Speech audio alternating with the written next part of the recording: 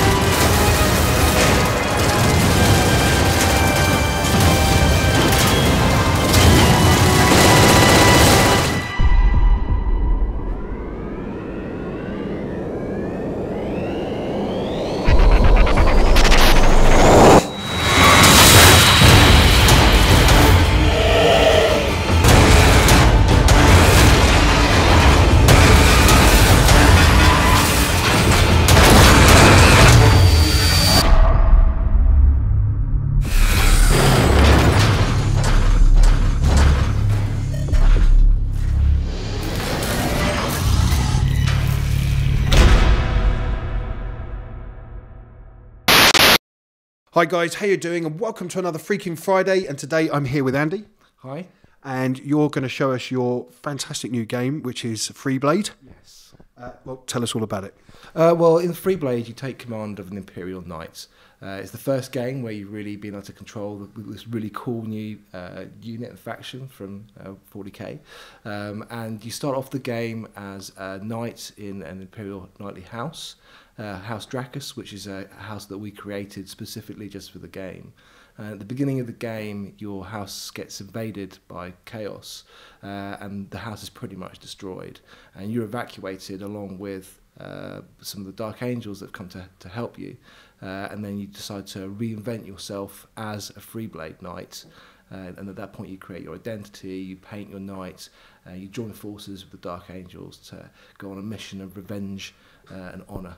Yeah, it's a big game, basically, isn't it? I mean, how hard have you found it doing a GW license to just a standard license? Well, I think that obviously GW are very passionate about ensuring that the quality of their licenses is true to the miniatures and also obviously all the literature, and we are very on board with making sure that everything we create really represents that, so that any fans can look at the environments or the creatures or characters in our game and feel that it's a real true representation of their hobby. Well, I've got to say, I mean, from what I've seen, it looks absolutely astonishing, absolutely amazing, and really true to IP as well. Can you tell us a bit about what we're going to be finding in the game, what kind of classes there are, or what kind of races we're going to be up against?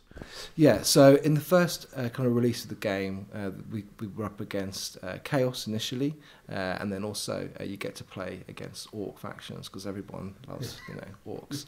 But one of the cool things we wanted to really do with Freeblade is because you're playing this big kind of unit, this big knight, and we wanted to have other characters in the game that are going to be basically a match, or at least for this kind of big unit. So it means that you're going to get to fight against units that are not necessarily used in other video games. They're maybe a bit rarer, units like kind of Orc Squigoths, or kind of Chaos Megadreads, or even Brass Scorpions. So there's a lot of cool new stuff that hasn't really been done in video games, and we were really excited to be able to work on that and develop that in Freeblade.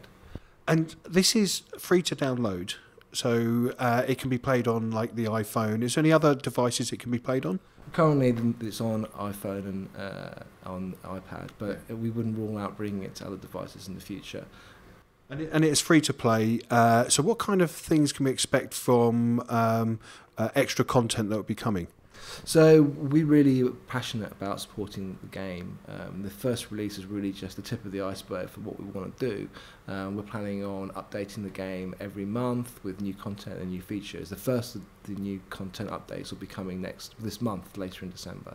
So we're going to be adding new chapters, new enemy types, all sorts of cool new visual effects to kind of really improve the kind of fidelity and richness of the experience. And we're also going to be adding more features for customization and ways to let you inspect and look at your knight in 3D.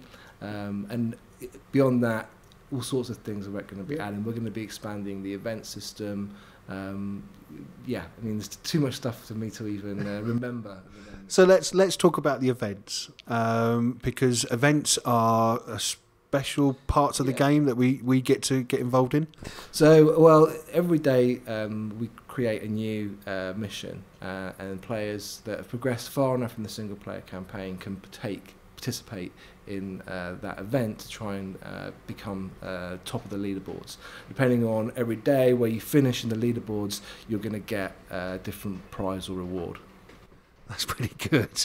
That's pretty good. So what kind of things can we expect from it, though? I mean, are we going to be getting, like, special weapons, or are you not going to say? No. I mean, yeah. I mean, right now you can play the game right now and do these things. So you can get custom liveries, custom paints and emblems to decorate your knights, things you can't even purchase in the game generally. And you can also win special high-level named items, which can only also be awarded through playing this mode. So it's going to give you a kind of advantage when you're playing the game and kind of show off some really other cool special effects and weapons that you wouldn't normally be able to get your hands on. And what about we're going to customization now? Because from what I've seen, it's got an amazing amount of customization. Was that important to you guys to involve that straight in the beginning of the game?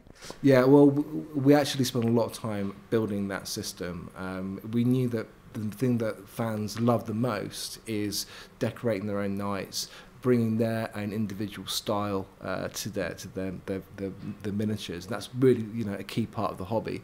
So it was really important for us to build that flexibility and those systems into Freeblade from the start. And you've also introduced some fan art into the game, haven't you? Yeah, I mean, obviously, we really want to listen to the community. We really want to incorporate what people want as much as we, realistically can into the game. So we'll certainly take on requests where possible and try and incorporate that into Freeblade going forwards. And you've is it Queen Bee that you've got in there? The Queen Bee is in the game, yes. There was some pressure from the community to get Queen Bee in, and we obviously wanted to try and incorporate that into the game where possible. That is absolutely fantastic. That's really nice. So talking about the community, how much is the community important to this game for you? Well, I think obviously we're only a small team. We have to be able to manage requests where we can, but we really want to stay true to the property, and we really want to create a game and experience where fans really feel like it's expanding the universe and expanding their enjoyment of it. It would be, very disappointing to us, given the amount of effort and time that we try to put into this, if we weren't achieving that. I'm sure that people would let us know quite quickly if that was the case as well. Yeah, but I mean, so from seeing what I'm looking on the screen, I mean, it's so amazing. I mean, it just feels like you're really involved in being a knight. How tricky has it been for capturing the animation side of it and sort of trying to figure out how the vehicles or the creatures moved? Well, that's really interesting actually, because a lot of the characters and the units in the game have never been animated before. So initially we had a process where we literally break down the physical miniatures piece by piece. Then our artists and animators rebuild them up in 3D. That's a very laborious process to get that just right, but we really wanted to make sure that we were bringing the miniatures to life where possible. Then the kind of added complexity in that is then making them move, because these are models and not necessarily real creatures, obviously. So we need to kind of bring them to life. So we did have a back and forth discussion, talking to the original creative team that created the knights about their kind of impression of how these things would move, how these things would work, and we really wanted to give it that kind of almost like a steam locomotive, Victorian kind of machine feel to it. And that kind of took a lot of iterative attempts to get that feeling just right, and we think we've got there now. But but that was the same process with some of the other creatures and units in the game as well, and we really went back and forth to make sure that everyone really felt that this is the correct approach.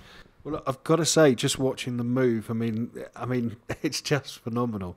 I've got to say, I felt like a kid in a candy store this morning when I walked in and got to see it for the first time. It's just astonishing. And it's really nice that you've captured the sort of environment as well, because when I'm looking at it, I'm noticing key elements from the tabletop game as well. Yeah, we wanted to take all the scenery pieces where we could. We spent a lot of time at Warhammer World looking at the scenery pieces and objects where we could. We got our hands on them as well, studied all the intricate details, and you'll recognise in the game many of the exact kind of recreations of some of those scenery pieces where appropriate use in the environments. We wanted to really bring that to the game, so you feel like we're actually bringing the tabletop experience, at least visually, to life in the game. Well, I've got to say, you've done it so well.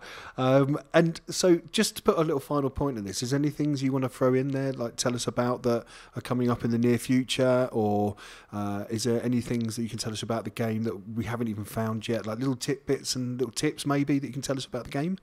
Well, I think obviously we're going to be releasing an update soon. That update is going to bring new characters, bring new units. I think we've got around 15 new missions in the new update. Lots of new kind of options for looking at your night. Some very cool new customization stuff. We're introducing profile screens, so you'll be able to review your night stats and progress, and you'll also be able to see your friends' nights as well through that system that we're bringing into the game. We've got a lot of new kind of cool weapon effects, so things like glows on weapons when they're overheating or being fired, smoke effects to really kind of make the visual experience even richer. And they're things that we're going to continue working on and improving throughout the game's future history. So there's all sorts of cool stuff we're doing right now. Tips for playing the game: if you're playing an event, it's really good to keep a good eye on your multiplier. Your multiplier is the number in the top left of the screen. The more things you kill, the higher the multiplier goes up, and you actually sustain your multiplier by destroying objects in the environment as well. So you can destroy objects in your environment? A lot of the objects, especially in the event missions, are destructible, and that'll help you maintain your multiplier and help you get a higher score. So that's probably the biggest tip I can give players of that mode. Wow, I've got to say, well, thanks very much for having us today. It's been absolutely amazing. Guys, watch out for some more episodes of this. And if you haven't seen it yet, pop online. Go check out. Have you got your website? We can put the link on there. Pixeltoys.com.